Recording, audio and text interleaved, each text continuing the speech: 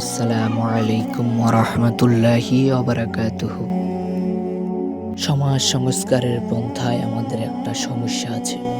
আমাদের সমস্যা এই যে সংস্কারমূলক কাজে ব্যস্ত পায় সমস্ত দল, সংগঠন ও ব্যক্তির মস্তিষ্কে এই কথা থাকে যে সব মানুষ খারাপ হয়ে গেছে, এদেরকে সংশোধন করতে হবে। কিন্তু নিজেদের খারাপের দিকে কারো মনোযোগ থাকে না, নিজেকে সংশোধন করার চিন্তা থাকে না। এই জন্য এ আয়াতে আল্লাহ তাআলা ইরশাদ করেছেন, ইয়া আইয়ুহাল্লাযীনা আমানু আলাইকুম আনফুসাকুম লা ইয়াদুররুকুম মান দাল্লা ইযা ইহতাদাইতুম। হে ঈমানদারগণ, নিজেদের খবর নাও, তোমরা সঠিক পথে এলে বিপদগামীরা তোমাদের কোনো ক্ষতি করতে পারবে না। এজন্য আসর জমানো এবং নিছক আলোচনার উদ্দেশ্য। অন্যদের দোষ চর্চা করায় কোনো লাভ নেই। নিজেদের ফিকির করুন, যত বেশি সম্ভব নিজেকে সংশোধন করুন। বাস্তবে সমাজ সংস্কারের পন্থা এটাই। সমাজ কিসের নাম? সমাজ হলো আমার, আপনার ও অন্যান্য ব্যক্তির সমষ্টির নাম হলো সমাজ।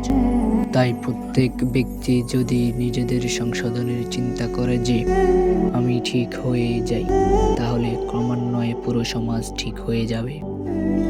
আর যদি ব্যাপার এরকম দাঁড়ায় যে আমি আপনার সমালোচনা করব আর আপনি আমার সমালোচনা করবেন, আমি আপনার দোষ বর্ণনা করব আর আপনি আমার দোষ বর্ণনা করবেন, এভাবে তো সমাজের অবস্থা কখনোই শুধরাবে না।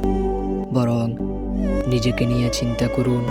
আপনি দেখছেন সারা দুনিয়ার লোক মিথ্যা বলছে, কিন্তু আপনি কেন বলবেন? আপনি মিথ্যা বলবেন না। মানুষ ঘুষ নিচ্ছে, আপনি ঘুষ নেবেন না। মানুষ সুদ খাচ্ছে, আপনি সুদ খাবেন না। মানুষ ধোঁকা দিচ্ছে, আপনি ধোঁকা দেবেন না। মানুষ হারাম খাচ্ছে, আপনি হারাম খাবেন না।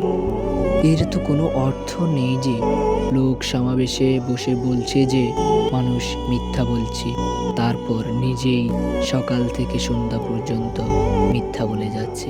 এটা সঠিক পদ্ধতি নয়। আল্লাহ তাআলা নিজ দয়ায় আমাদের প্রত্যেকের অন্তরে নিজেকে সংশোধন করার চিন্তা জাগ্রত করে দিন। আমিন।